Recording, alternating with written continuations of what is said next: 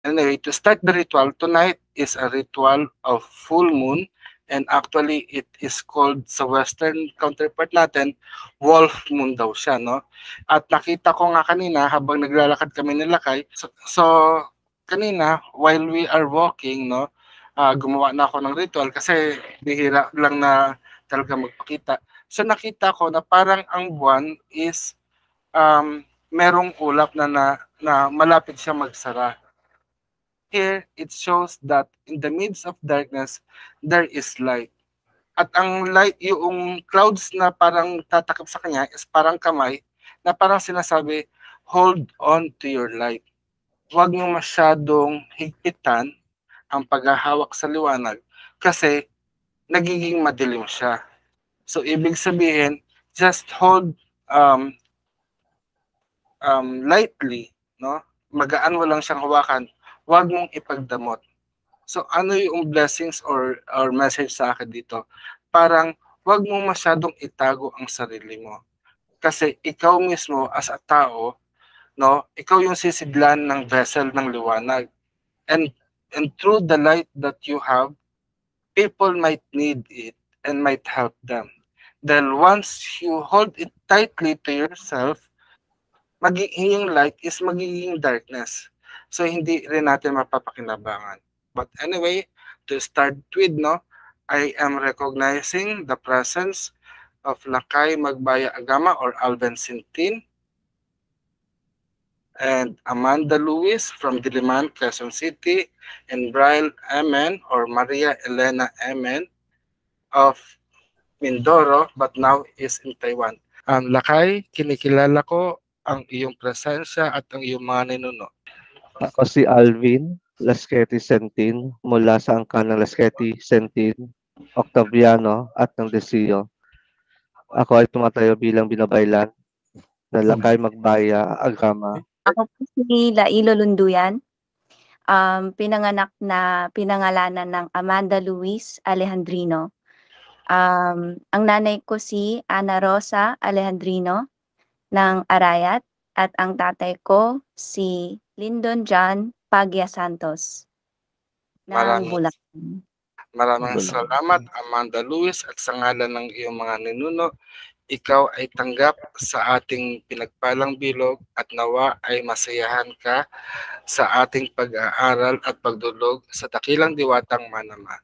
Ngayon ay kilalanin naman natin ang dakilang kamalayan at mababang kamundahan ni Maria Ellen kasama ng kanyang mga ninuno. Ako po si Dayang Alon. Isinilang bilang si Ellen Dasalia Emen na mula sa angkan ng mga Pablo Dasali at Tumpay Emen. Maraming salamat mula sa dakilang kamalayan at mababang kamundahan ni Maria Ellen at sa angkan na iyong pinagmulan.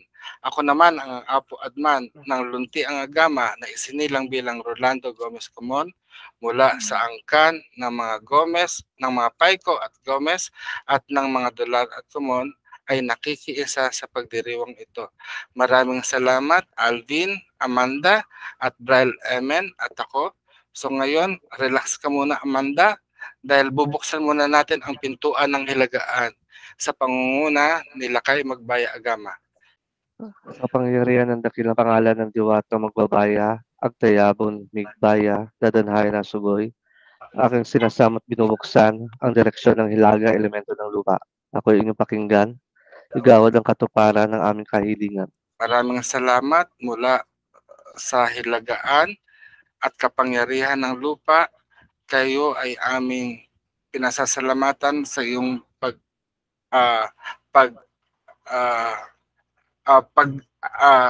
pagtugon sa aming panawagan at pagsama sa aming pagtitipon. Mula naman sa pintuan ng silanganan, muli Lakay Magbaya Agama. Kapangyarihan ng Diwatang Magbabaya, Agtayabon Migbaya at Dadanhayan na Sugoy, aking sinasama at binubuksan ang direksyon ng silangan elemento ng hangin. Dinggin ang aking panawagan, dumulog sa aming kinaroroonan, igawad ang basbas ng hangin ng buhay. Mayari na Magbaya. Maraming salamat sa diwata ng silanganan sa inyong pagtugon sa aming panawagan, manatili hanggang sa katapusan ng pagdiriwang. Kami iyong pagpalain at basbasan ng inyong karunungan at kaalaman. Ngayon, mula sa pintuan ng katimugan, Dayang Alon, tawagin mo ang kapangyarihan ng apoy. Sumasamo kami sa kapangyarihan ni Diwatang Malaon, Hari at Reyna ng Timog, ang elemento ng apoy na kami sana'y bigyan ng tanglaw ngayong gabi at naway magsilbing tungkod namin ng lakas at tapang sa lahat ng pagsubok sa buhay namin. Mayari na pag-asate. Mayari na pag-asatin. At mula naman sa pintuan ng kanluran sa kapangyarihan ng tubig, ako, ang Apo Adman Agama, sa ngalan ng mga diwata na aming sinamo, ang diwata sa kagubatan, ang punag salad, bathala, diwatang Malaon, diwatang Taganlang, at diwatang Manama. Kayo ay aming inaanyayahan at kami biyayaan ng iyong karunungan at kapangyarihan at maging katuparan ng aming kahilingan. Mayari na pag-asatin. Sa ngalan ng ating mga ninuno, gusto kong ibigay ngayon ang pagkakataon na aralin ang buhay at kapangyarihan ng diwatang Manama. No? Welcome to the Manama Ritual. Pwede ba itong ano? So, ito first full moon gathering natin, no? So, usually, tuwing new moon is nagkakaroon tayo ng invocation to the new diwata. So, every month, almost bagong diwata ang ating wino-work. And this is the 6th diwata, no? Kasi nagsimula tayo kay diwata sa kagubatan. Pero kagabi, Lakay, di ba kamo, is nagkaroon ng manifestation pala si diwatang diwata sa kagubatan. Ano yung pagkakaalala mo, Ellen, yung manifestation niya? Diwata sa kagubatan. Diwata sa kagubatan, ito yun, parang natandaan ko na yun, nawala ako sa sa gubat. Yes. Na yung naging gabay ko yung ibon papunta dun sa kubo na pinasok na ang unang pagpasok ko sa kubo is madilim.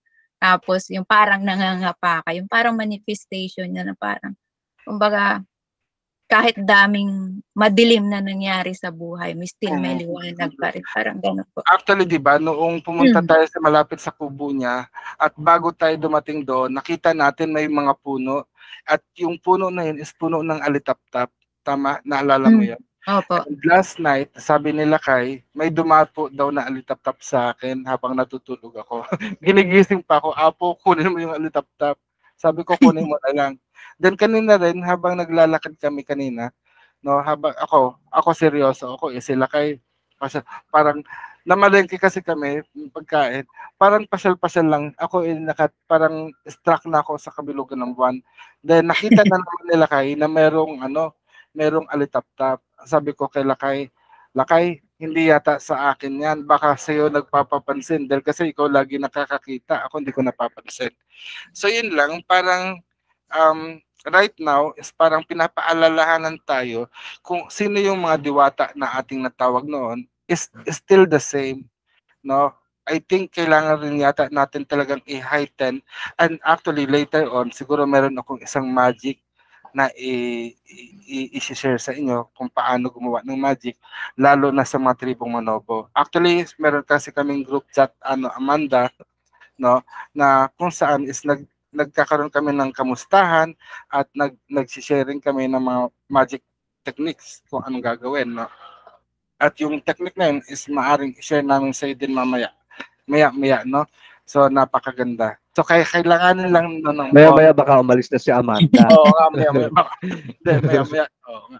Pero kakailanganin mo lang ng bote, tapos magluluto tayo ng langis or lana, then special herbs and intention. Parang ang nakita ko sa isang magic na ginagawa ng mga Bagobo at Manobo, no, is parang more on herbs. Sa pag-aaral ko nito, parang sabi ko is malaking bagay pala o malaki pala ang nawala sa atin bilang mga Pilipino ngayon gawa nga na we are being detached from the forest. Yun yung una kong na na na, na or naalala or parang natutunan before that alitap-tap thing, no? Yung mga alitap-tap na dumaraan sa atin.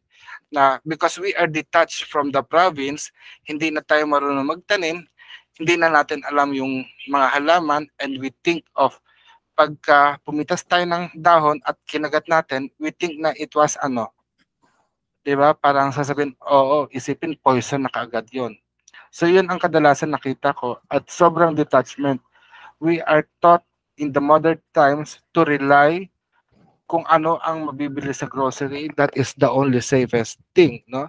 Kung ano ang makikita sa pamilihan, yun lang ang safe. So you have to buy it. Pero yung nakita ko sa pag-aaral, ang ating mga katutubo, like the Bagobo, the Manobo, at yung mga Mansaka and everything, lahat ng mga tribong nakita natin, they rely heavily to the blessings of nature. Ang pagkain nila is tinatanim nila, no? At inaanin nila, no? And meron tayong usapan ng nakaraan na parang kung kakain ka ng manok, no? Or gusto mong kumain ng manok, you have to hulihin siya, makipaghabulan ka sa manok. Pag nahuli mo, sa iyo 'yun at pwede kang gumawa ng tinola, no? So mabubusog ka na pinagpaguran mo. Tayo kasi nasa city na tayo, no? Parang ang bilis na lang basta't may pera ka. Kaya nga lang ang problema, kung wala kang trabaho, kung wala kang pera, hindi ka rin makakakain, no? So kailangan pa rin magsikap. And unfortunately, most of the people in the city is manlalamang. Pwede sila manghingi, magnakaw or whatever. And that's why there are crimes that happen because of lack of money at kasalanan na rin natin dahil kasi ayaw natin magtrabaho. But anyway, let's go to our lesson, no? So sino ba si Manama? Actually, si Manama is the god or the diwata of the Bagobo tribe. And lately, aalamin natin ano ba ang kaibahan ng Bagobo sa Manobo. So according sa ating research, Manama is the supreme deity. At meron siyang ibang pangalan at ang pangalan niya ay tawag na Sigalungan, no? Sigalungan, which is all-seeing. Parang katulad lang din sa Christian God na tinatawag na omnipotent, omniscience, at omnipresente, no? Na all-seeing and all-powerful. So as a supreme deity who sees everything, probably Manama, for sure pala, Manama knows everything, not only that is visible to our sight, but also the one that we think and the one what we feel. So so according to the story, ginawa niya muna ang mga lesser diwata, no? Parang kumbaga, dahil kasi may question sa Bible noon na let us make man according to our image. In terms of biblical study, no? Maraming nagtatanong na sino daw ang kasama ng Diyos kung iisa lang ang Diyos. Why the Bible say that let us if there is one God, 'di ba? So according naman sa mga scholar, ang sinasabi doon, it was Jesus, no? It was Jesus ang tinutukoy nung let us, no? Kasama ng Ama ang Anak at ang Espiritu Santo sa paglikha ng sanlibutan. So Bible study na naman tayo, no? But anyway, but according to our studies here in Luntiang Agama, na aside from the God divine, which is Manama, according to the Bagobo people, meron din siya talagang mga helper. At ang mga tawag naman sa mga helper nito ay mga diwata. So kung dito parang tumitibay yung ating yung research na yung diwata nito in terms of hierarchy of divinity, no, diwata is not God, no, it's not God. Parang sila yung archangel and angels who are helpers and ministers of God para to administer upon us as human being. Pero dito nakakatuwa kasi dahil parang nakita natin yung hierarchy, no? Meron kasing tinatawag silang diwata, yung mga lower gods na intervene sa welfare nating mga tao.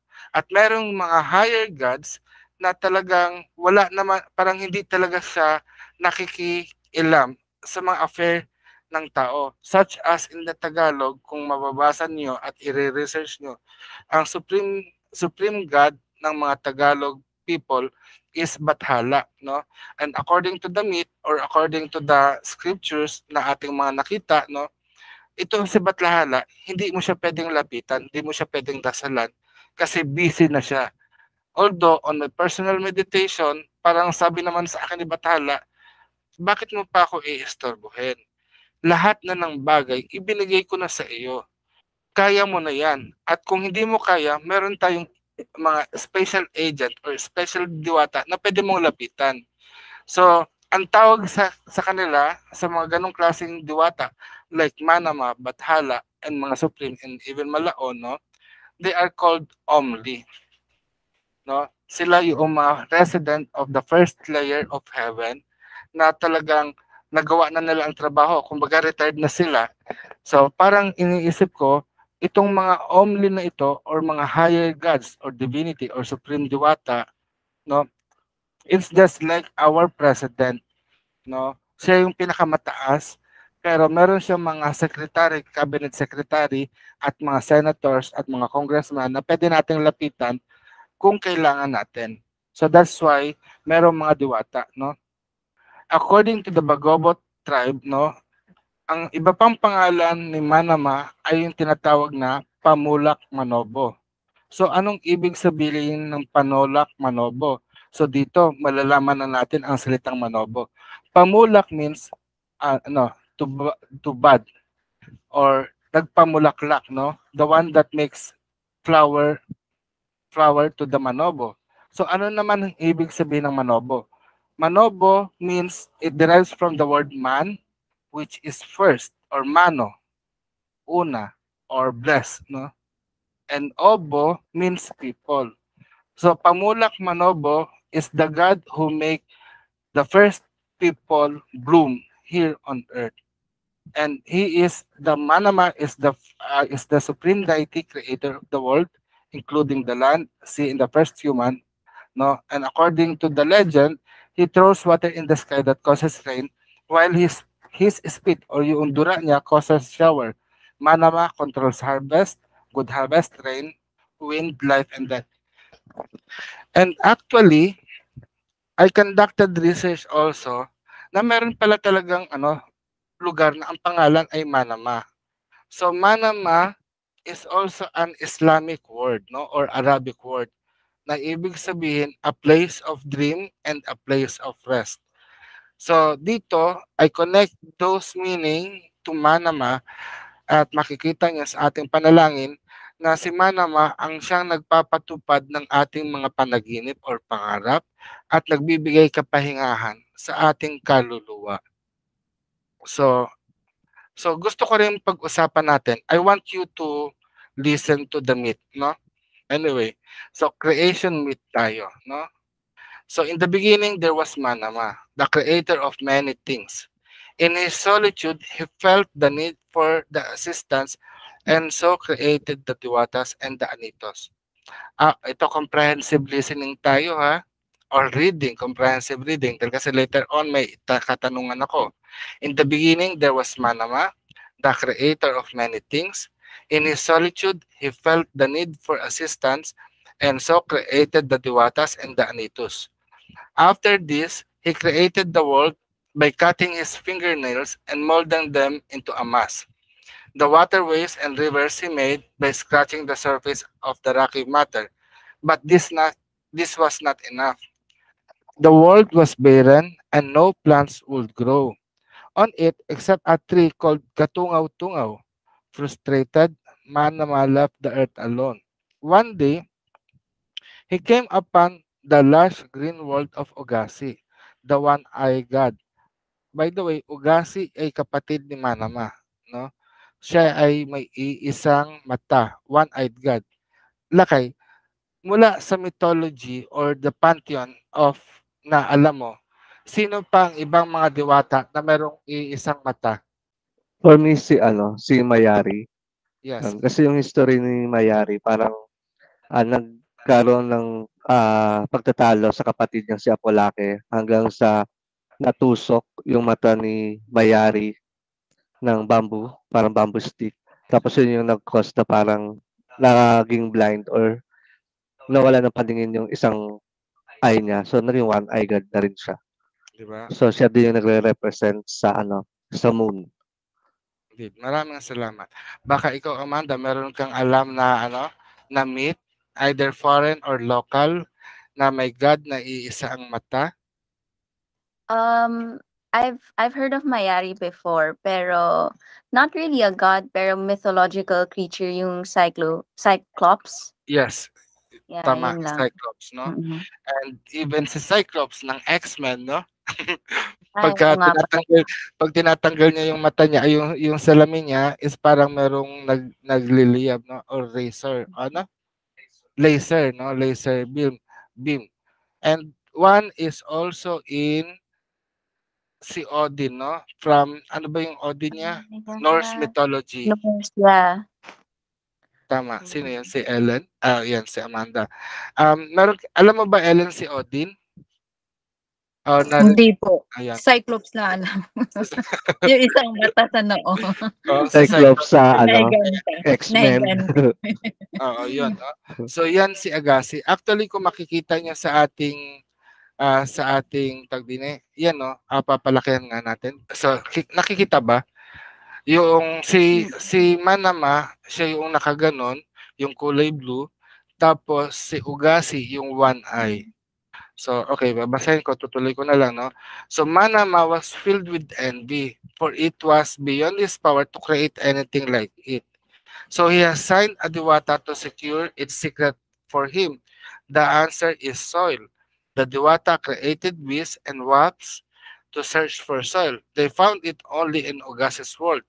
By sticking the soil to their feet, they succeeded in bringing Ogasi, no, the one-eyed god. Manama was filled with envy, for it was beyond his power to create anything like it. So he assigned a Diwata to secure it for him. The answer is soil. The Diwata created bees and wasps to search for soil. They found it only in Ogas's world. By sticking the soil to their feet, they succeeded in bringing it out unseen and so escaped the wrath of Ogasi. So then they proceed to their creator, the Diwata, who was visiting the earth in place between two rivers in central Mindanao. The Diwata welcomed his pet and scattered the soil. To show the creator his work, he left some rocks uncovered. These became the cliff and mountains.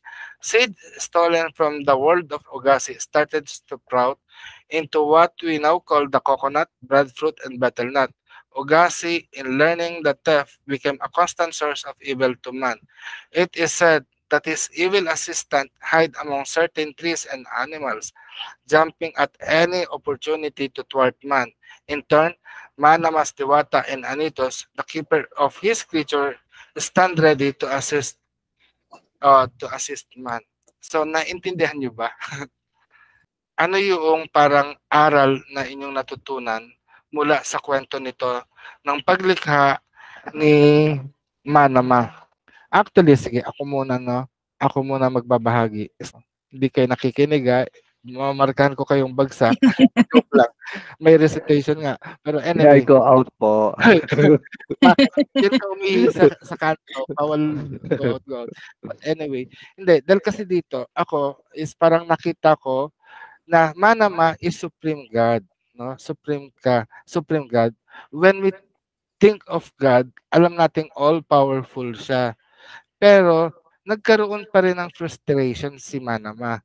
No? Parang hindi niya mapaganda ang mundo na gusto niyang likhain. No? Pero na-discover niya na yung kapatid niyang si Ugasi is maganda ang mundo niya.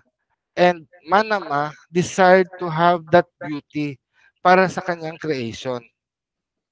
Para sa atin. Kasi tayo ang creation ni Manama, no? Na gusto niya ihanda na magandang lugar Although out of his envy, meron pala siyang, no? So out of his envy, alam natin masamang mainggit, no? Alam naman natin, we agree about that. Pero yung pagkainggit niya is merong good reason, no? It will be for the benefit of us. Ayaw sumuko ni Manama, kaya gumawa siya ng mga alipores niya. Gumawa siya ng bubuyog at saka yung wasp, putakte, no? Para papuntahin doon sa teritoryo ni Ugasi para kunin yung lupa. So ngayon, kumuha nga ng lupa yung mga nagnakaw na. And then at the same time, hindi pa rin natigil. Dahil kasi kahit na magnakaw siya doon ng lupa, wala pa rin nalilikha. Kaya nagkuha ulit siya ng mga binhi, ng mga seeds mula doon sa garden ni Ugasi. Hanggang sa yung mga seeds na yon is naging kakao. Kakao nga ba ang sinabi? Coconut, di ba? Galing, very good.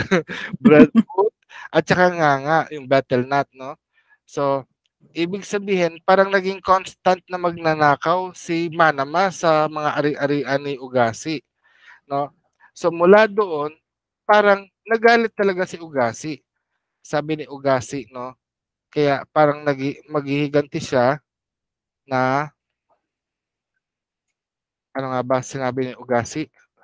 Parang sa paghihiganti niya is parang tatambangan niya, humanda yung mga tao. Tatambangan niya yung mga tao at magpapadala siya ng mga engkanto, mga maligno. So parang yun ang reason na kung bakit ang sakit ng mga tao is parang naiengkanto, nababati, at nagkakaroon ng kamalasan. Pero bilang ganti naman or yung role naman ni Manama is nagpapadala naman si Manama ng kagamutan sa pamagitan ng mga diwata niya, no? So kaya yung mga baylan inatasan na gamutin ang mga tao kung sakaling may injustice na nagawa si Ugasi. Do you think ito na sa inyong palagay? Do you think na talagang masama ba si Ugasi? How do you feel about the story? Amanda, can you react about that? Um, Actually, when I was listening to the story, it's very much like the story of Prometheus. Mm-hmm. Yes. You, 'Di ba si Prometheus parang he stole the apoy yes. and he gave it to man. And the other gods got mad at him for doing so. And then also in the from the holy tablets, Mm-hmm. which is I think Sumerian, right? 'Di ba they also had that problem with like the Anunnaki. Yes. 'Di ba they came to Tiamat, which was Earth before, and Mm-hmm. then they started kind of working with what they call nomos Mm-hmm. and draconians, beings who were already here, so that they can create, so that they can have, kasi 'di ba it was a water based planet before, so Yes. they needed cooperation para they can make soil, and Mm-hmm. then from there the humans started to live, 'di ba? But then because of that, nawala naman ng resources yung original beings dito sa Tiamat. Mm-hmm. So it's not that Ugasi is bad or selfish. It's just that he also has to protect his creation, his resources. And same with Manama. Kasi for you to be able to create something new, you have to kind of destroy. So Mhm. maybe that's why Ugasi got mad. Kasi in a way, na-destroy yung resources niya. Kasi naghatak sila ng kung ano mang like seeds, 'di ba? And then the soil. So That's right. parang nagbungkal, is that the word? Yes, 'Di ba? bungkal. Binungkal Nag-dig. nila yung soil. Oo. So I think it's just parang the creation, most of the creation stories, it also has qualities of destruction. And it's not like human beings. It kind of puts me in a place where it's not like human beings are the most important beings in the universe or even on earth. Mhm. There's like a exchange talaga of energy, and even the gods or the diwatas also respect that, I think. Indeed, true. I agree with you. No, I am surprised for your wide knowledge of that. Practice ka ba, Amanda? Sorry? Nagpa-practice ka ng mga spiritual practices, mga Western. Yes, pero my own. Okay. Solitary, no? Not really Western. Actually, mostly on my own kasi yung like ko po, galing siyang tribo ng Ekang. So sila Central Africa, Cameroon actually. And then me, I'm from Arayat. Mhm. So I Okay. studied abroad for a while. So parang ako din, Mm. parang Catholicism and Christianity isn't really working for most of us. Sabi ko, there's too much problems going on. So, bakit dati yung buhay ng mga ninuno natin sagana, tapos ngayon hindi? Tapos 'di ba sinabi dun sa kanta nila Joey Ayala na yung kantang Bala, parang we were rich before, we had a relationship with kalikasan. Pero nung nagsamba tayo ng ibang Diyos, dun na nagkaproblema. So that's how I started going back to roots. And then from yun nga, research lang, I just started practicing. Tas nahanap ko kayo. Wow. It's nice, di ba? Oo. Actually, it is the same with Ellen, no? She is just new with us. I think it's almost a year na rin ba tayo magkakilala, Ellen?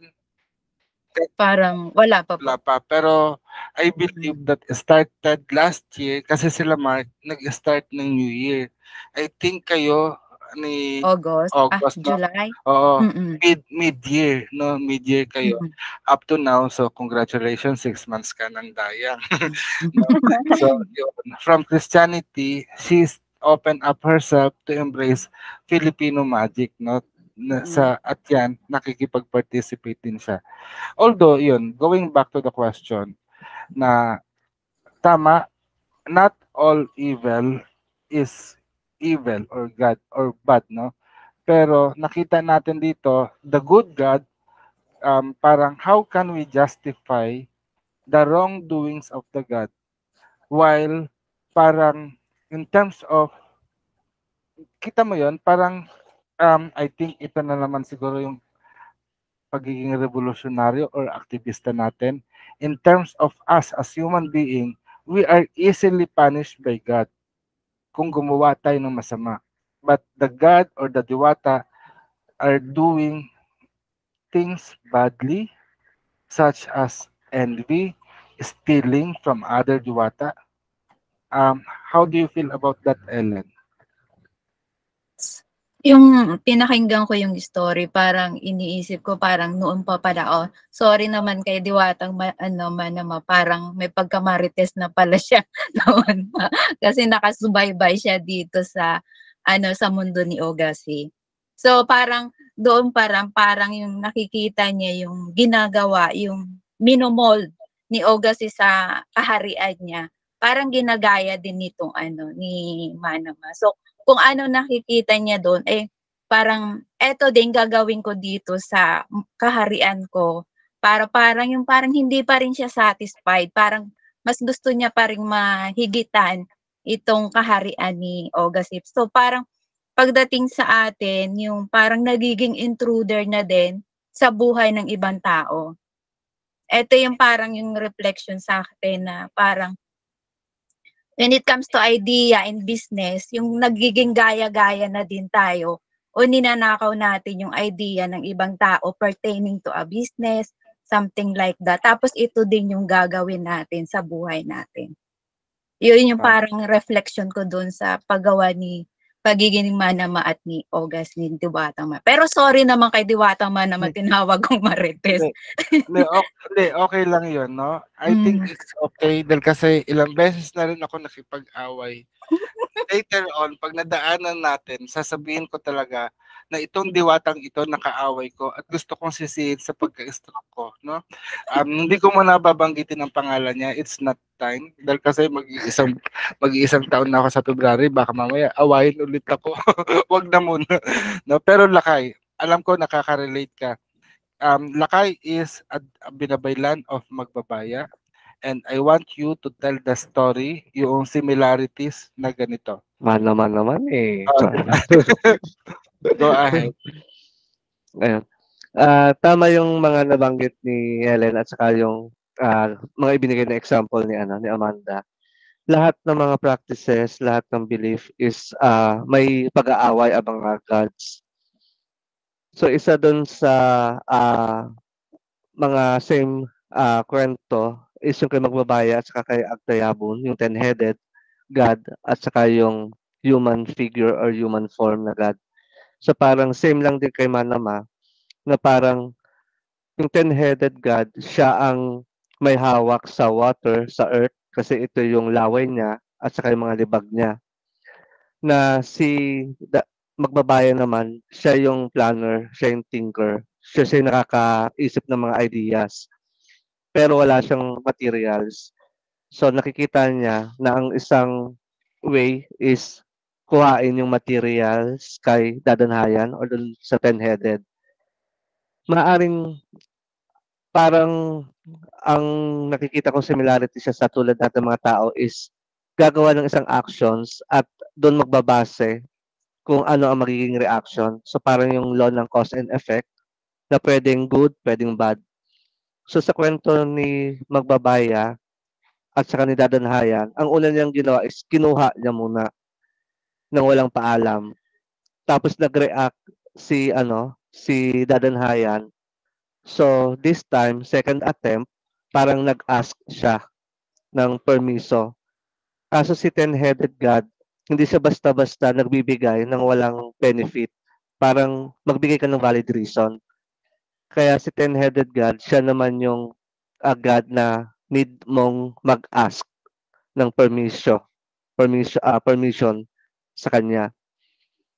So nung nakita nung nalaman ni Magbabaya, medyo dito ko rin nakikita yung isa sa ugali ng tao na parang nambobola. Kasi ang ginawa niyang reason is ikabubuti at ikagaganda na kasama ka. So medyo dahil doon sa ganung technique, na-touch at parang natuwa si Dadanhayan, yung ten-headed. So ibinigay niya yung mga kailangan o laway o ito yung lupa hanggang sa nakapag-create sila ng isang place na maganda. Yon. Tapos nagkaroon din ng idea na parang kailangan mag-create ng tao, mag-create ng ganito. Kaso wala nga sa kanya, so hingi siya ng hingi. So, kay Manama, parang nakikita ko, ito yung starting ng paano matuto yung isang tao na kailangan muna natin makagawa ng mali, pwede masaktan muna tayo bago tayo matuto. So parang more on lesson sa life, yung mga experiences. So parang in general, hanapin natin yung kagandahan ng pagiging chismosa ni Manama. So parang yun yung natural order na kailangan makagawa ka ng mali para matuto ka, kailangan makasakit ka bago ka matuto. It's either makagawa ka ng mali at makasakit ka sa sarili mo or sa tao na involved.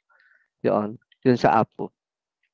So isang form siya ng parang pagtuturo or pagkuha natin ng mga knowledges.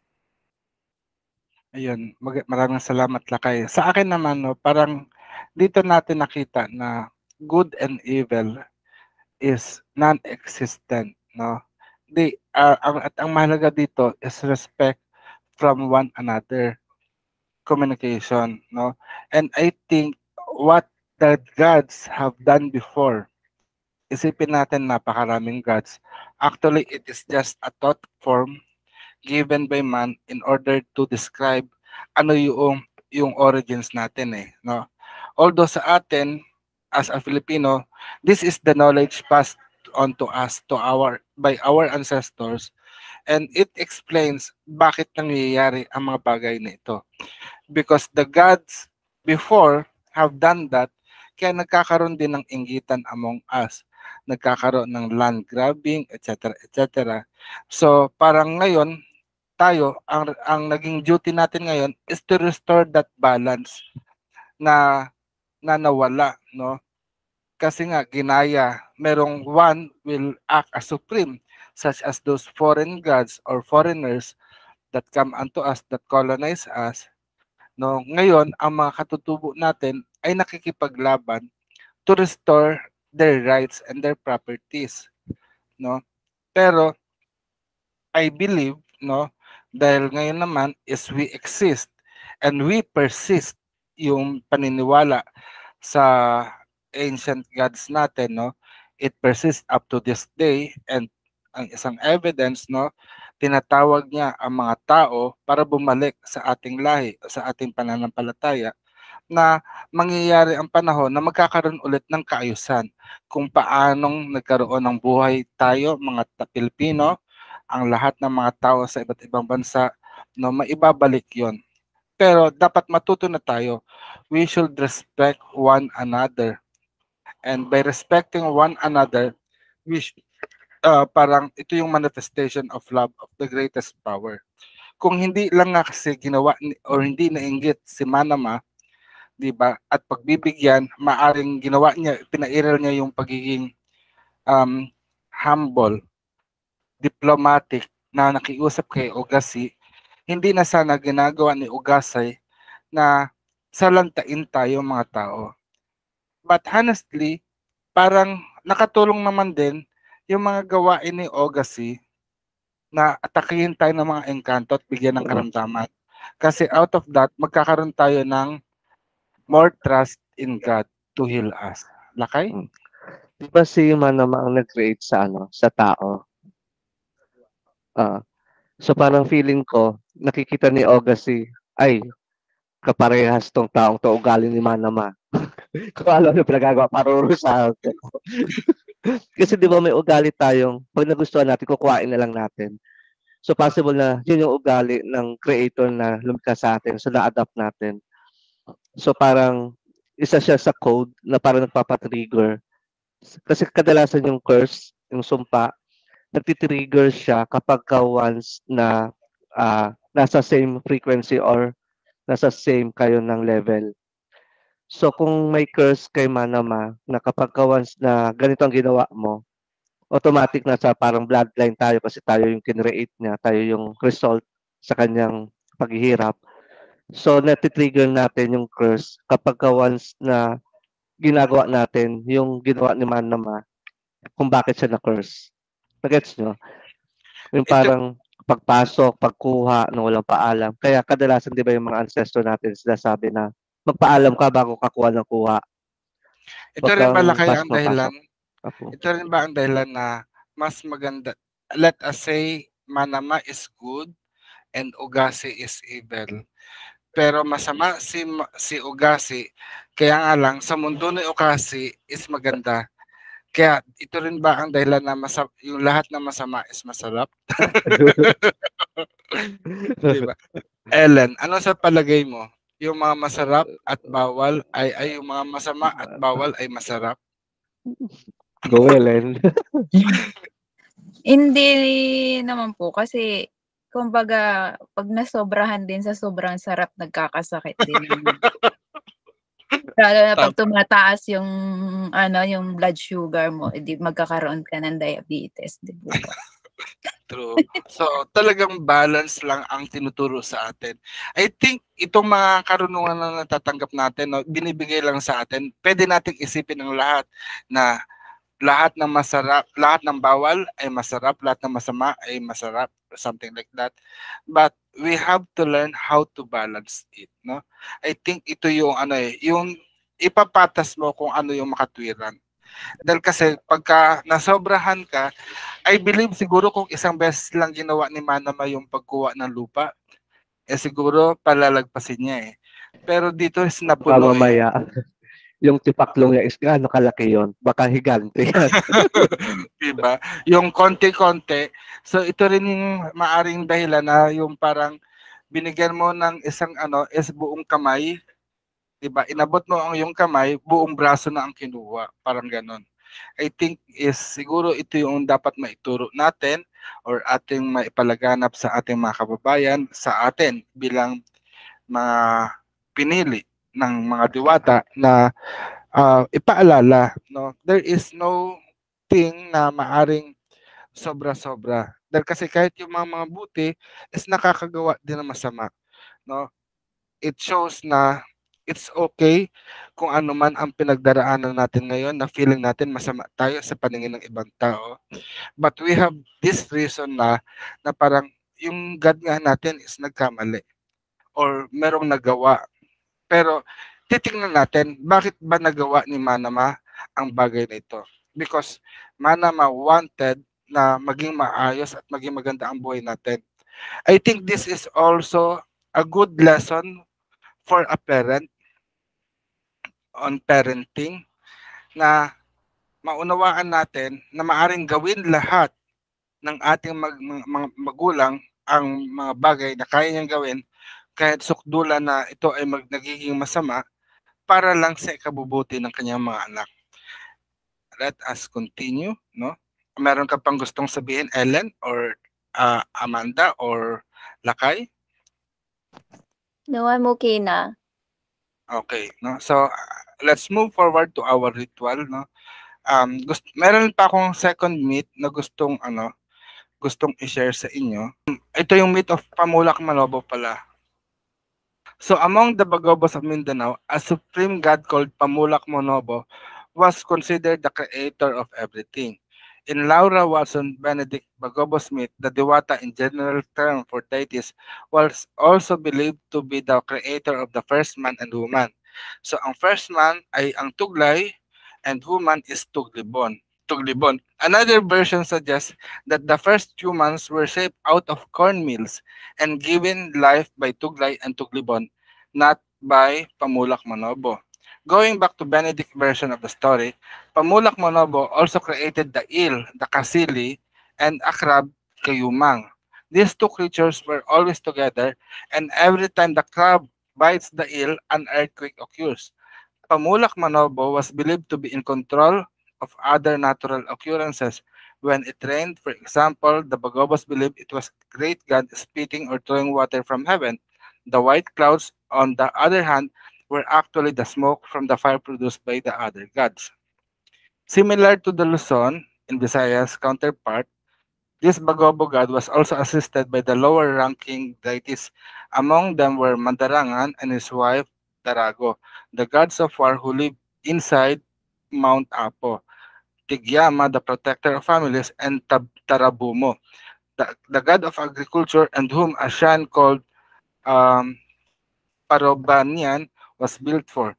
There were also bad spirits working for Pamulak Manobo, including Buso, who fed on the flesh of the dead and was described as huge beings with curly hair, big feet, and long nails, small arms, and possessed with two big pointed front teeth. So gusto ko lang ibalik dito, no? Yung tao daw, no, ay nagmula were shaped out of corn mills given life by Tuglay and Tuglibon. So ibig sabihin, mula naman ito, ang tao daw is nagmula sa corn o sa mais. What reminds you of this story? Na ang tao is nagmula naman sa mais. Do you have any familiar myth in mind? Among the Tagalog, paano ba nalikha ang tao? Amanda, do you have anything na remember? Saan ba galing si Malakas at si Maganda? Yung malakas tsaka maganda, Yes. kawayan. Yes. Almost similar, no? Almost similar. And actually, if we are going to study albularyo course, now we are providing albularyo course sa Hilot Academy of Binabaylan. Ang story na ginawa natin doon or ginamit natin is yung malakas and maganda. The reason why most of our medicine at mga indigenous people medicine are coming from the forest, mula sa halaman. Dahil kasi we are part of the plant itself. Though yung sa hilot natin or sa manggagamot course natin, pinakita natin na ang tao is gawa sa putik. Ito ay mula sa kabunyian, myth of creation, na si kabunyian dumakot ng putik at inanyuan at niluto. Yung unang luto niya ay napabayaan niya nasunog, no? Nasunog kaya nagkaroon ng black people. Pero gusto niyang merong grupo tayong mga estudyante na, uy, mukhang racist yung kwento ni Kabunyian. Although kasi yun ang sinabi eh. Pero ang sinabi niya, nakalimutan, parang gustong i-revise at ang revision niya is ganito. So, ang unang nilikha ni Bathala, nakatulog siya at inabot ng dilim. Kaya yung dilim is kumapit sa balat ng tao and that was the black people. Yung pangalawa naman is inabot ng umaga, yung pag-rising of the sun. Kaya ang pangalawang ano niya is maputi. Pero yung panghuling nilikha naman niya, tinanghali siya, no? So, ang ano is brown race. So, yun. Pero sa totoo lang, yung balita ay yung meat na nakuha natin, una nasunog, pangalawa at hilaw, at yung panghuli, which is tayo, kayo manggi, tayo ay yung lahi na natatangi, which is the brown race, no? But anyway, yung meat na ito, it will support our theory or doctrine na tayo, it's not we are vegan or we are not advocating veganism or vegetarianism, pero yung herbs natin, ito yung nakakapagpagaling sa atin. Although it has a similar story on Cherokee mythology, on Cherokee shamanism, no, na yung mga animals kasi, yun ang nagbibigay daw ng parusa sa mga tao kaya nagkakasakit. Kasi ang tao is very sadistic, no? Parang malupit sa mga hayop by hunting them at killing them. Kaya as a punishment to of the animal kingdom to human beings, they punish them with illnesses, uncurable illness or sakit. Pero narinig to ng mga plant medicine or plant kingdom, no? They come for help. That's why parang nag-reveal sila, nag-talk ang mga alaman sa mga tao, especially they selected the shamans or the medicine man, na ito yung mga halaman na maaring makakagamot sa inyong karamdaman. Kaya yun yung naging medicine natin. No? So let's go on. Magpatuloy tayo. Ito, sino nga ba yung mga Bagobo? Yung mga Bagobo constitute of one of the largest group among the indigenous people in southern Mindanao. They are composed of the three subgroups, no? So ang Bagobo is may nahahati pa, no? They are Tagabawa, Daklata, and the Ubo. Although they belong to one social linguistic group, Bagobo, they also differ in some ways, such as dialect, dance, step, costume, and their color preference, to mention a few. They are referred to as ethnic because they are the people whose distinctive identity is rooted in history. From the beginning and up to the present, the Bagobo are predominant inhabitants of the vast areas extending from the west coast of Davao Gulf to the high reaches of Davao, famous and significant mountain ranges, which is Mount Apo or Apo Sandawa to the tribal people. Apo Sandawa happened to be the sacred ground of the Bagobo since time immemorial, valued as one among group's richest cultural heritage. It is homeland for the world-known Philippine eagle as well. So along the desolate eastern coast of Davao Gulf, centuries ago, new migrants mixed with native population, forming a new community that is given the name Bagobo. No, this tribe traces its origin from the people who brought Hinduism to Mindanao. Its name was derived from the words bago, meaning new, and obo, meaning growth. No, throughout centuries, a strong social structure has enabled these native groups to blend with the original population, retaining their indigenous custom, beliefs, and values. The Bagobo are, by origin, are nomadic tribe. They travel from one place to another by hacking their way through the virgin forest. The region was abundant with cogonal land with tall trees and wide area of hunting grounds. The bow and arrow were used both in hunting wild boar, deer, or monkeys, and fishing in crystal pure waters gushing from slopes of Mount Apo. Apo means grandfather of all mountains and is the highest mountain peak in the Philippines. The land was also cultivated with various crops but left behind after harvest in time in search of better place to cultivate. So ito, the inhabitant in early settlement feared the Anitos spirit, which include the deceased ancestors and nature spirits or Diwata, who could grant their desire through offering of sacrifices. The religion is an array of innumerable gimokod. So yung gimokod, every person has a gimokod. So ito ay yung spirit natin or soul, no? So sa ibang lengguwahe, ito yung kalag or dungan, no? So para sa mga bagobo, ang tawag nila doon sa dungan or sa kaluluwa natin ay gimokod, who have to be shown respect. The bagobo also believe in a supreme being who inhabits the sky world, as well as a deity, a supernatural immortal being who will bring sickness and that into incestuous couple. The principal spirit is the great creator named Ugpamalok Manomo or Manama. The knowledge of spirit in ancient legends reside in old tribal women, better known as Mabalian. Often they tell story of Tuwaang, a brave and strong warrior with different powers. One legend recalls the fight between Tuwaang and a giant from the land of Pinangguyangan, a maiden of the buhong sky who was fleeing from giant of Pangumanon came across Tuwaang, who was riding the sky of lighting. Tuwaang and the giant fought for the maiden. The giant used his magical power and threw a flaming bar at Tuwaang. He was able to escape this ordeal by using his own magical ability and called the wind to fan the fire and let the giant engulf by his own flame. So dito nabanggit ko image giant because ancient time, according to historians, dinescribe nila ang mga tao ng Bagobo sa area na yon na mga higante, no? Pero actually through migration at through parang interracial na sex or relationship is parang naging normal ang size natin mga Pilipino at lumiit pa. So the Mabidlian are also ritual practitioners which includes healing. They are all skilled as weavers. Tulad nila kay isang weaver yan, no? Mabalian yan. Laging nababalian. No?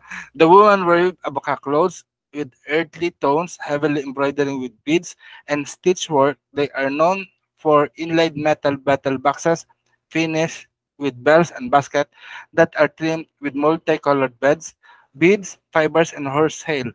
The never-ending junglings of the many tiny bells woven into clothing became a Bagobo symbol. It is not rare that heavily ornamented Bagobo are considered the most colorful people of the Philippines. So dito, nabanggit ko na rin kanina kung ano ang ibig sabihin ng salitang Manobo at Bagobo. So Manobo means first and Obo means man. So yung Bagobo, Bago means new man, no? Dahil dito, parang sinabi dito, yung mga Manobo daw, sila yung umakyat sa kabundukan at the one that retained on the land are the new people at nakapag-mingle din sila sa mga Muslim, no? Kaya kung makikita nyo, teka lang, meron ditong, meron siyang ano dito na medyo Islamic ang pagkadating din nila, no? So ito yung mga Bagobo people, beliefs of the Bagobo people. According to the Bagobo belief and religious spirituality, ang mundo natin, parang tinuturo nila kay, no? May parallel universe. Kung merong 5 senses, earthly 5 senses ang mga tao, meron ding, sige nga Lakay, ikaw nga magsalita. Yung 5 earthly senses at meron tayong 5 spiritual senses. So parang automatic na kapag may physical, so meron siyang counterpart na spiritual. So yung 5 senses natin is meron siyang equivalent na 5 spiritual senses na dito papasok yung terms na ESP. Kaya yung ESP, hindi tamang gamitin ng extra sensory perception kasi wala namang extra doon, kundi enhanced or extended sensually perception. So kadalasan sa mga psychic, so ang activated na mga senses nila is nasa physical body din.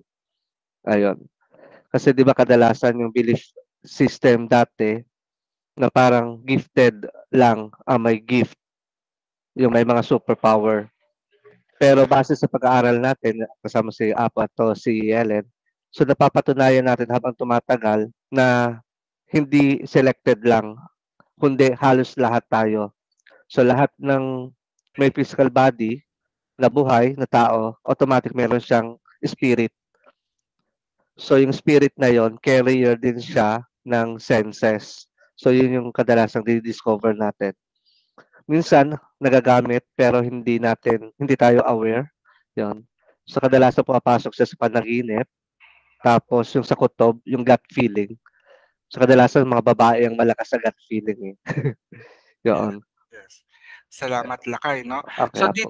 dito natin makikita yung two parallel universe, one good and the other bad, na parang dito yung isa, yung good universe, ito yung universe na create ni Manama. And then the bad one, ito yung universe na create ni Ugasi, no? Pero each universe is divided into a sky world, earth world, and the underworld. While the bad universe only vaguely delineated. The good universe world, sky world consists of 9 layers, and the topmost which reside Manama, the supreme deity. Manama is little involved in earthly affairs. Kasi nga, ewan ko kung naisama ko dito yung pagiging omli niya, no? Kaya hindi siya masyadong nakikialam at meron siyang ibang mga diwata na pwede nating dulugan, no? Although eventually, he will take the souls of the good from the underworld to live with him. Yung lesser god or diwata and anito inhabit the lower layers of the sky world. Some lesser god are those to which hunter prays before setting off on the chase. Timbaong, god of animals, Mahumanay, goddess of the mountain, and Tahamaling, goddess of the forest. Another is Anit, no? Anit, the deity who punishes incest and inflict deformities on those who mock dog, cats, and frogs. Actually, Anit is one of my abyan or one of my guardians, no? Or helper, diwata helper. Ang symbolism ko sa kanya is suklay, no? Because I see her as a woman seated on a cloud, brown woman siya with long black hair na sinusuklay niya ang kanyang buhok, mahabang buhok sa ulap habang nagpapaulan, no? Sa tuwing sinusuklay niya ang buhok niya is nagkakaroon ng ulan, no? Hindi naman dandruff, kaya walang dandruff, kaya walang snow sa Pilipinas, no? So, ito rin dahil kasi kung makikita mo, masungit ito. Masungit si Anit. Dahil sa Tagalog, siya yung tinatawag na Anitan Tao o Anitan Tabo, no? Yung diwatang Anitan Tabo. But I call her as Anita, no? Parang nagkaroon ako ng personal relationship for her.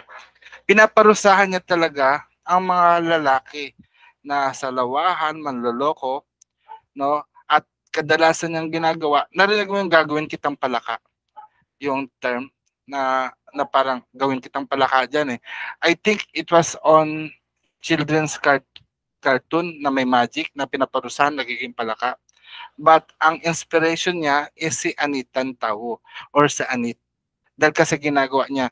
And even yung storya na Sodom and Gomorrah, yung babae turned into pillar of salt, ginagawa din ni Anitan.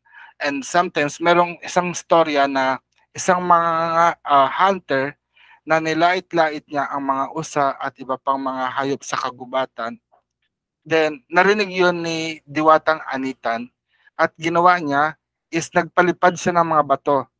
At yung mga bato hindi titigil o hindi babagsak sa lupa hanggat hindi tumatama sa taong pinatutukuyan niya. At yung lahat ng batong yon magtutumpok-tumpok hanggang sa maging parang maliit na bundok o maging estatwa yung tao. So yun yung power ni Anitan. Anyway, going back, nagkwento lang ako about kay Anita, no? Dahil kasi very favorite ko siya and I always pleases her. Halimbawa pag lalabas ng bahay, so pag nakita kong maulap, magsusuklay ako.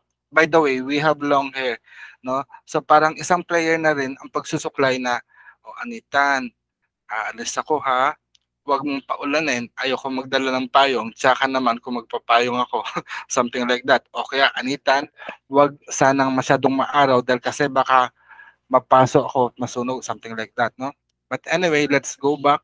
Sabi, household head, artisan, and hunters make offering to ensure the success of their endeavors. The most common religious specialist is called the walian, who led agricultural and healing rituals. More prestigious is the tumanuron, who enjoys curative and predictive powers through the patronage of an anito. Most revered of all is Pohohana, a diviner who can perform rainmaking and other miracles. Datus chief very often function also as a ritual leaders. So ito yung mga terms or mga kategory ng mga spiritual leaders or ng mga baylan, no? Although meron akong link na ipinasa sa inyo, Ellen, na sa ano, makikita niyo yung isang magic doon, no?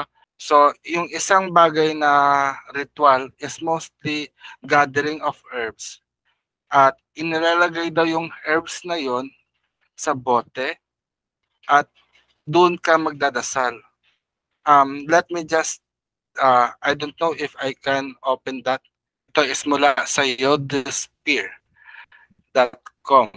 Manobo Tribe History, Culture, and Tradition. So, the Manobo Tribe of the Philippines, History, Culture, Custom, and Tradition. So, nasa bandang baba siya eh. Ito yung klase ng magic. It is a kind of black magic na pwede rin natin gamitin into white, no? Pero, isi-share ko lang. Ito is, sa mga manobo naman to, no? Manobo. But, I want you to have this knowledge here. Ito, mga ritual offering. So, the Manobo classified the shaman into three types: the Walian, the Tumanoron, and the Pohohana, no? So, tapos, so dito, parang meron sinasabi dito na some bailans have, parang pwede rin kahit na, kasi usually pagiging bailan is minsan is pinamamana. Pero pwede rin yung walang pamana na maging babaylan, no? Kung siya ay tinawag. So dito makikita nyo kung paano. Anyone of any gender can become a babaylan. One may ask to become apprentice to a baylan by offering a tendan or tendan, a gift consisting of the following: mirror, comb, turban, pair of trousers, shirt, or bolo, 7 pieces of cloth, barrel cutters, white kerchief. So, ibig sabihin, pwede kang mag-enroll na maging babaylan, no?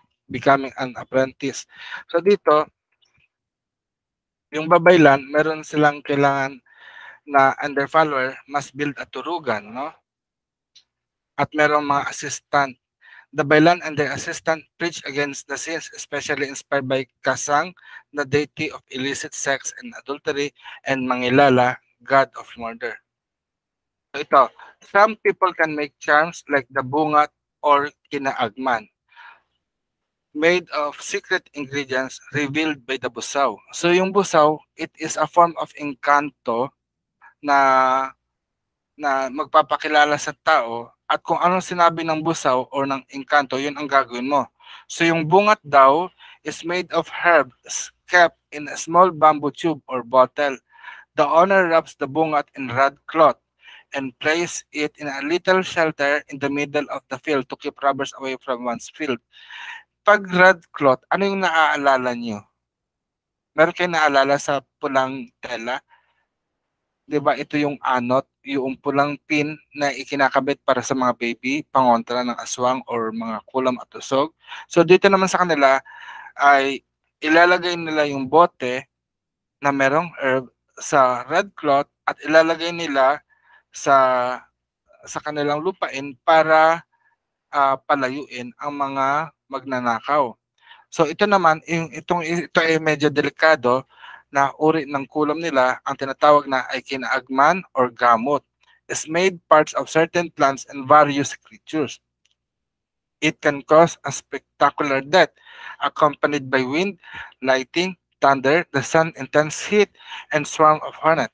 The owner can pray to the chief of the busaw that the victim be placed beyond babaylan's help.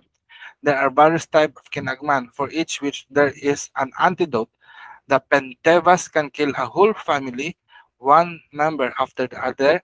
The Peluwag cause dysentery. Lingang makes the victim expels insect, tiny worms, cockroaches, and weeds from the body.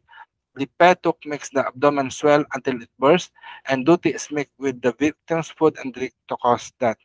So dito, so parang pinakita dito, while I meditate on this, na parang ginagawa na rin pala natin to, no?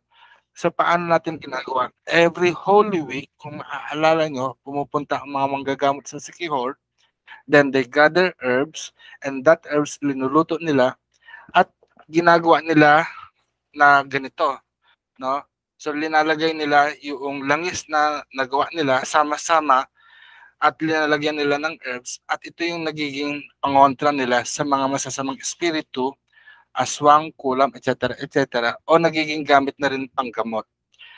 And I think siguro ang isang inspiration na ibibigay sa inyo ni Manama sa pagkakataong ito is gumawa din kayo ng inyong langis. Marunong ba kayong gumawa ng langis or ng lana? Oh, yan. Oh, meron siya, no? Very good, no? So you can make it. It's actually really funny. Yeah, when you were mentioning, kasi this is something we do at home, and I started doing it. I think what you were saying, if it's okay if I cut in, Say, go ahead. what you were saying a while ago na, 'di ba our mga babaylan, they use plants to heal kasi there's plant essences in humans also. When I was Yes. when I would travel a lot before, I would always get this parang skin allergy. It's called rosacea. And it just starts out in small dots siyang ganito. And then it will become scaly, parang nagmumukha akong tile. And I think it's just the atmosphere of the different countries I would go to. And I just started putting coconut oil on myself. And then it helped a lot. And then when I went back to the province to do farming, there was also this herb called sili-sili. Yung ano siya, mabango siya, na parang mint. Tapos pag nakakat kami, yun yung linalagay, parang siyang betadine.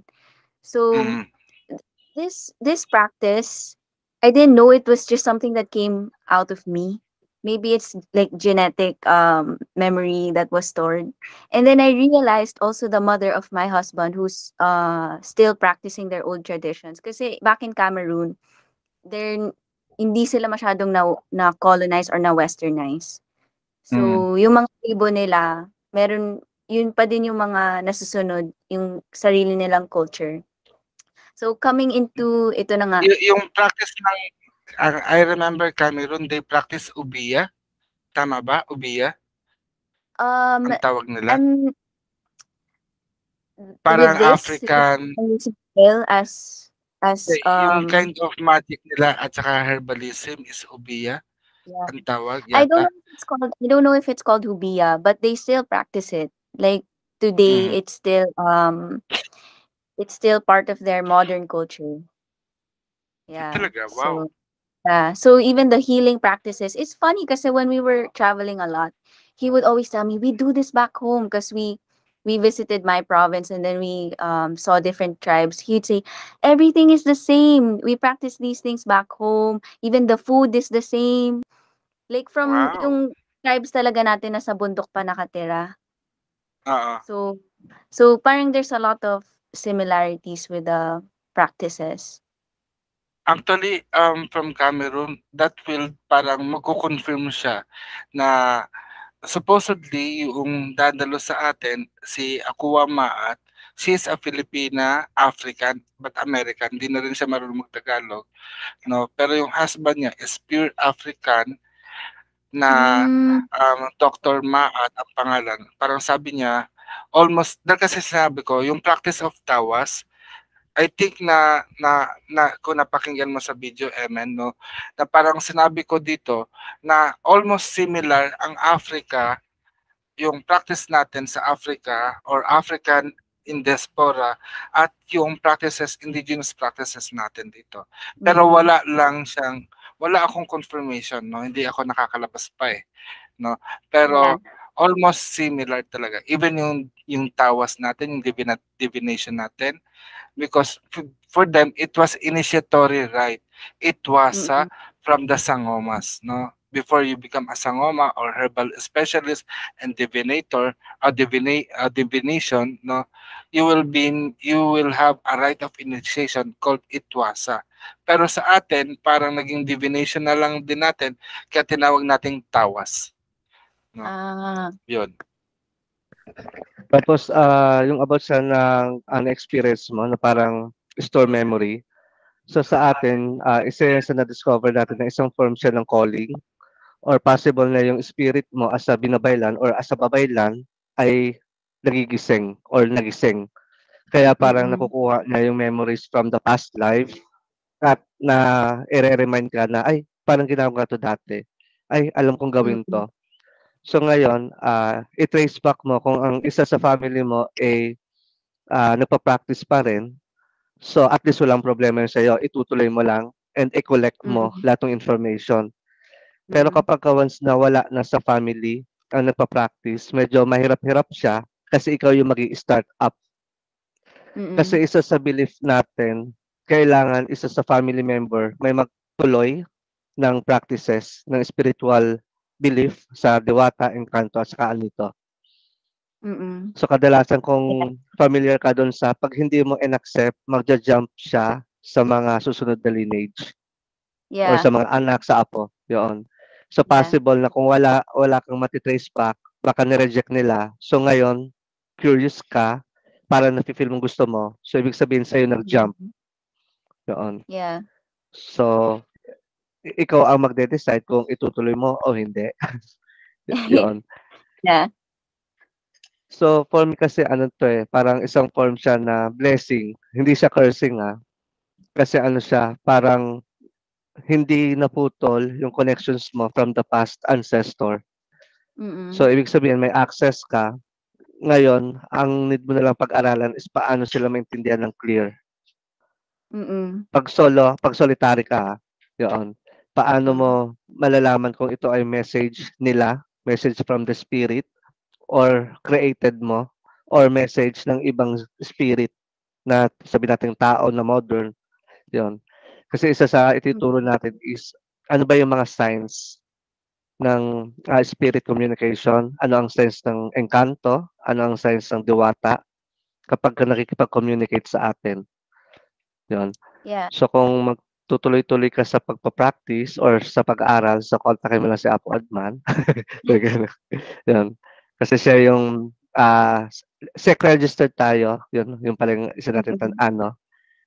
information. So SEC registered tayo. So yung ituturo natin, hindi siya basta practice lang kundi isang form na rin siya ng religion kung i-a-absorb mo at tatanggapin mo yung religion natin as binabaylan, 'yun. Mm. Mm. So kung mapapansin mo rin ginagamit natin yung term na binabaylan in respect sa totoong babaylan. Kasi Mhm. yung title na babaylan pinaghirapan nila. So medyo sa panahon natin ngayon, especially sa iyo modern, parang masyado na akong luma. Sa panahon mo na parang kung saan-saang places ka, so parang maaaring magamit mong title is, binabaylan, yun. Mhm. So ang binabaylan ibig sabihin ito yung mga tao na nagpa-practice ng ways ng mga babaylan. Ayan, oo. Apo, Mm. nandiyan na si Apo. Ayan, maraming salamat naman. So, right now, before we end our ritual, no? So, okay. Right now, if you have food dyan, baka kuha lang kayo ng baso na iinumin o kaya pagkain na mangunguya. Kahit isang piraso lang, no? So, meron bang food or drinks dyan? Yes. Okay, ikaw Ellen. Okay, so here, I'm gonna make a blessing offering kay Manama. Walhatit parangal sa dakilang kapangyarihan ng lutas. So, I'm gonna pray. Then, if you have your intention or wishes, no? Okay, so sasabihin natin to sa isipan natin mamaya.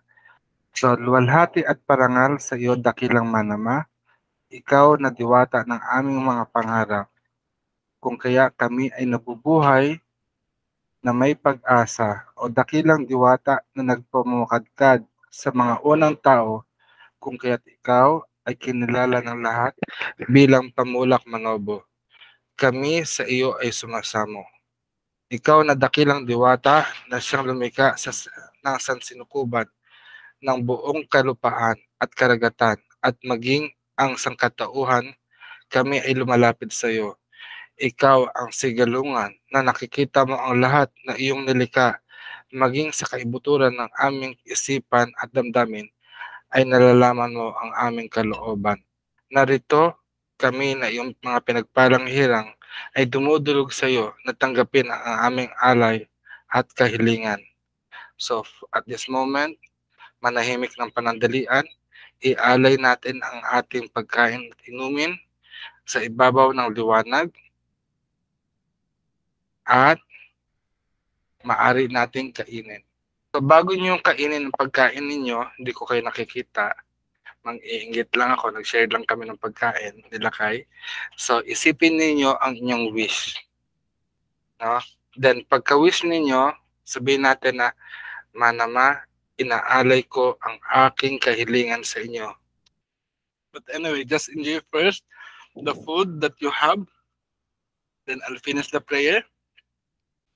Nawa ang alay na ito ay maging tanda ng ating palaging pagiging isa para sa katuparan ng aming kahilingan. Mayari na pag-asatin. So that's it. No, pasalamatan natin ang hilagaan. But anyway, so patapos na ang ating ritual. So unang-una, maraming salamat sa kapangyarihan ng tubig na iyong pinadaloy sa kalagitnaan ito.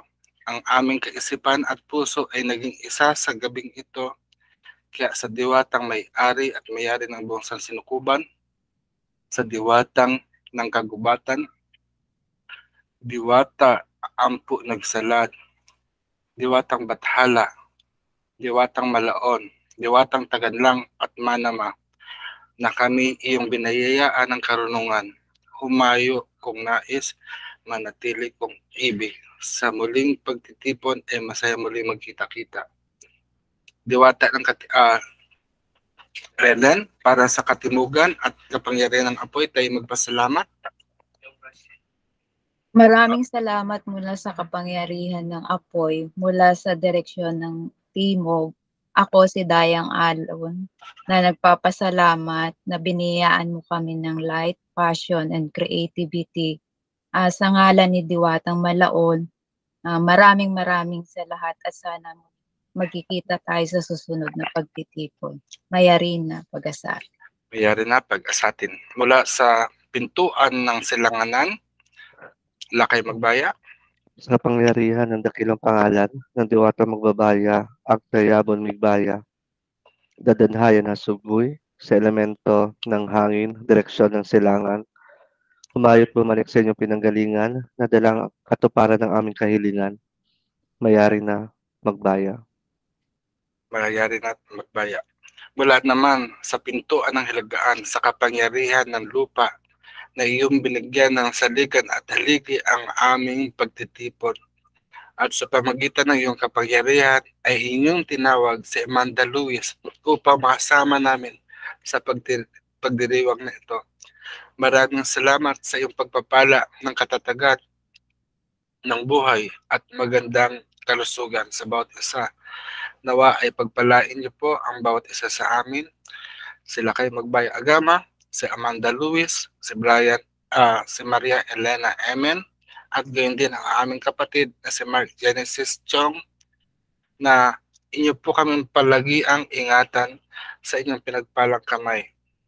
Sa ngalan ng mga ninuno, sa angkan at lahi nila kay Magbaya Agama na Alvin Lasquete Sintin, kay Amanda Lewis, at sa angkan ni Ellen Dasalia Emen, at sa aking mga angkan ng Paiko at Gomez, Dolar at Comon. Maraming salamat sa iyong biyaya at pagpapala. Mayari na pag-asatin.